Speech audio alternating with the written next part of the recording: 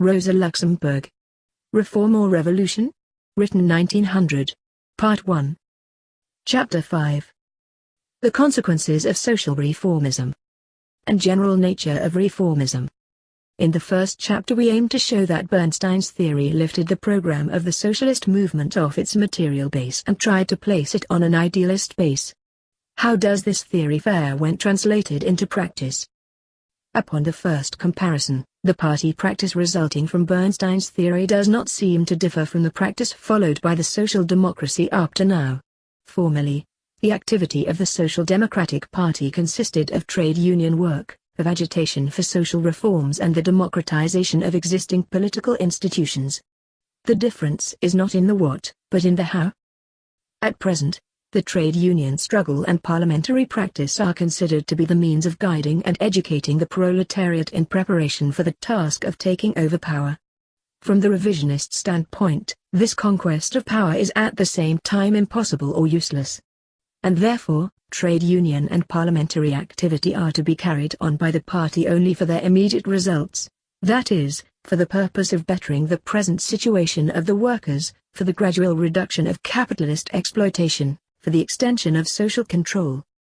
So that if we do not consider momentarily the immediate amelioration of the workers' condition, an objective common to our party program as well as to revisionism, the difference between the two outlooks is, in brief, the following.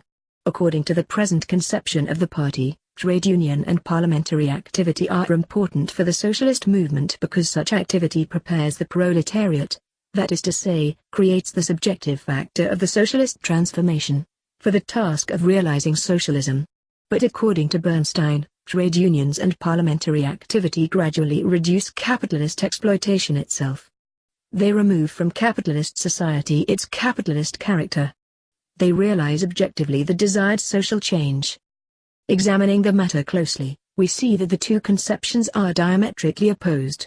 Viewing the situation from the current standpoint of our party, we say that as a result of its trade union and parliamentary struggles, the proletariat becomes convinced of the impossibility of accomplishing a fundamental social change through such activity and arrives at the understanding that the conquest of power is unavoidable. Bernstein's theory, however, begins by declaring that this conquest is impossible. It concludes by affirming that socialism can only be introduced as a result of the trade union struggle and parliamentary activity. For as seen by Bernstein, trade union and parliamentary action has a socialist character because it exercises a progressively socializing influence on capitalist economy. We tried to show that this influence is purely imaginary. The relations between capitalist property and the capitalist state develop in entirely opposite directions, so that the daily practical activity of the present social democracy loses, in the last analysis, all connection with work for socialism.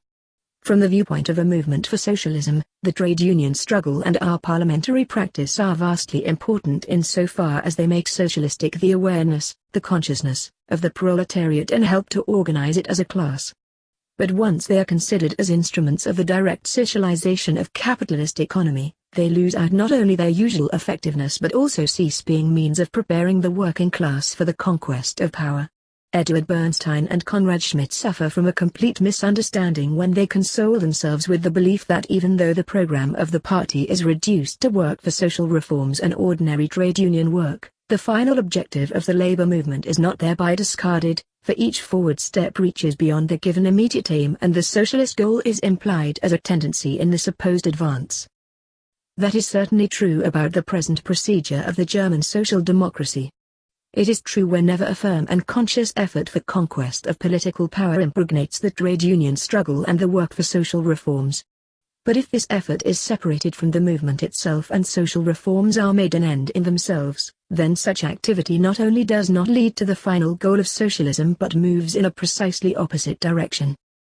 Conrad Schmidt simply falls back on the idea that an apparently mechanical movement, once started, cannot stop by itself, because one's appetite grows with the eating, and the working class will not supposedly content itself with reforms till the final socialist transformation is realized. Now the last mentioned condition is quite real. Its effectiveness is guaranteed by the very insufficiency of capitalist reforms. But the conclusion drawn from it could only be true if it were possible to construct an unbroken chain of augmented reforms leading from the capitalism of today to socialism. This is, of course, sheer fantasy. In accordance with the nature of things as they are, the chain breaks quickly, and the paths that the supposed forward movement can take from the point on are many and varied. What will be the immediate result should our party change its general procedure to suit a viewpoint that wants to emphasize the practical results of our struggle, that is social reforms? As soon as immediate results become the principal aim of our activity, the clear-cut, irreconcilable point of view, which has meaning only insofar as it proposes to win power, will be found more and more inconvenient. The direct consequence of this will be the adoption by the party of a policy of compensation, a policy of political trading, and an attitude of diffident, diplomatic conciliation. But this attitude cannot be continued for a long time. Since the social reforms can only offer an empty promise, the logical consequence of such a program must necessarily be disillusionment. It is not true that socialism will arise automatically from the daily struggle of the working class. Socialism will be the consequence of 1. The growing contradictions of capitalist economy, and 2. Of the comprehension by the working class of the unavoidability of the suppression of these contradictions through a social transformation. When, in the manner of revisionism, the first condition is denied and the second rejected, the labor movement finds itself reduced to a simple cooperative and reformist movement. We move here in a straight line toward the total abandonment of the class viewpoint. This consequence also becomes evident when we investigate the general character of revisionism. It is obvious that revisionism does not wish to concede that its standpoint is that of the capitalist apologist. It does not join the bourgeois economists in denying the existence of the contradictions of capitalism. But, on the other hand, what precisely constitutes the fundamental point of revisionism and distinguishes it from the attitude taken by the social democracy up to now, is that it does not base its theory on the belief that the contradictions of capitalism will be suppressed as a result of the logical inner development of the present economic system. We may say that the theory of revisionism occupies an intermediate place between two extremes. Revisionism does not expect to see the contradictions of capitalism mature. It does not propose to suppress these contradictions through a revolutionary transformation. It wants to lessen, to attenuate, the capitalist contradictions, so that the antagonism existing between production and exchange is to be mollified by the cessation of crises and the formation of capitalist combines. The antagonism between capital and labor is to be adjusted by bettering the situation of the workers and by the conservation of the middle classes. And the contradiction between the class state and society is to be liquidated through increased state control and the progress of democracy. It is true that the present procedure of the social democracy does not consist in waiting for the antagonisms of capitalism to develop and in passing on, only then, to the task of suppressing them. On the contrary, the essence of revolutionary procedure is to be guided by the direction of this development, once it is ascertained, and inferring from this direction what consequences are necessary for the political struggle. Thus the social democracy has combated tariff wars and militarism without waiting for their reactionary character to become fully evident. Bernstein's procedure is not guided by a consideration of the development of capitalism, by the prospect of the aggravation of its contradictions. It is guided by the prospect of the attenuation of these contradictions. He shows this when he speaks of the adaptation of capitalist economy. Now, when can such a conception be correct? If it is true that capitalism will continue to develop in the direction it takes at present, then its contradictions must necessarily become sharper and more aggravated instead of disappearing. The possibility of the attenuation of the contradictions of capitalism presupposes that the capitalist mode of production itself will stop its progress. In short, the general condition of Bernstein's theory is the cessation of capitalist development. This way, however, his theory condemns itself in a twofold manner. In the first place, it manifests its utopian character in its stand on the establishment of socialism. For it is clear that a defective capitalist development cannot lead to a socialist transformation. In the second place, Bernstein's theory reveals its reactionary character when it refers to the rapid capitalist development that is taking place at present.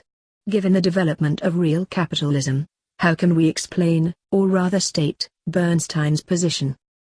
We have demonstrated in the first chapter the baselessness of the economic conditions on which Bernstein builds his analysis of existing social relationships, We have seen that neither the credit system nor cartels can be said to be means of adaptation of capitalist economy. We have seen that not even the temporary cessation of crises nor the survival of the middle class can be regarded as symptoms of capitalist adaptation. But even though we should fail to take into account the erroneous character of all these details of Bernstein's theory, we cannot help but be stopped short by one feature common to all of them. Bernstein's theory does not seize these manifestations of contemporary economic life as they appear in their organic relationship with the whole of capitalist development, with the complete economic mechanism of capitalism. His theory pulls these details out of their living economic context. It treats them as disjecta membra, separate parts, of a lifeless machine. Consider, for example, his conception of the adaptive effect of credit. If we recognize credit as a higher natural stage of the process of exchange and, therefore, of the contradictions inherent in capitalist exchange, we cannot at the same time see it as a mechanical means of adaptation existing outside of the process of exchange. It would be just as impossible to consider money, merchandise, and capital as means of adaptation of capitalism. However, credit, like money, commodities and capital, is an organic link of capitalist economy at a certain stage of its development. Like them, it is an indispensable gear in the mechanism of capitalist economy, and at the same time, an instrument of destruction, since it aggravates the internal contradictions of capitalism. The same thing is true about cartels and the new, perfected means of communication. The same mechanical view is presented by Bernstein's attempt to describe the promise of the cessation of crises as a symptom of the adaptation of capitalist economy. For him, crises are simply derangements of the economic mechanism. With their cessation, he thinks, the mechanism could function well. But the fact is that crises are not derangements in the usual sense of the word. They are derangements without which capitalist economy could not develop at all. For if crises constitute the only method possible in capitalism, and therefore the normal method, of solving periodically the conflict existing between the unlimited extension of production and the narrow limits of the world market, then crises are an organic manifestation inseparable from capitalist economy. In the unhindered advance of capitalist production lurks a threat to capitalism that is much greater than crises. It is the threat of the constant fall of the rate of profit, resulting not only from the contradiction between production and exchange, but from the growth of the productivity of labor itself. The fall in the rate of profit has the extremely dangerous tendency of rendering impossible any enterprise for small and middle-sized capitals. It thus limits the new formation and therefore the extension of placements of capital. And it is precisely crises that constitute the other consequence of the same process. As a result of their periodic depreciation of capital, crises bring a fall in the prices of means of production, a paralysis of a part of the active capital, and in time the increase of profits. They thus create the possibilities of the renewed advance of production. Crises therefore appear to be the instruments of rekindling the fire of capitalist development. Their cessation, not temporary cessation, but their total disappearance in the world market, would not lead to the further development of capitalist economy. It would destroy capitalism. True to the mechanical view of his theory of adaptation, Bernstein forgets the necessity of crises as well as the necessity of new placements of small and middle-sized capitals. And that is why the constant reappearance of small capital seems to him to be the sign of the cessation of capitalist development, though it is, in fact, a symptom of normal capitalist development. It is important to note that there is a viewpoint from which all the above-mentioned phenomena are seen exactly as they have been presented by the theory of adaptation.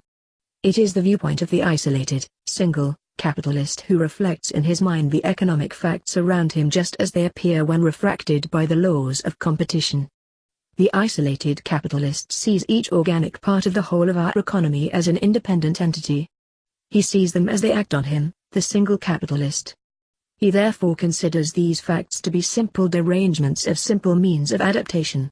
For the isolated capitalist, it is true, crises are really simple derangements, the cessation of crises accords him a longer existence.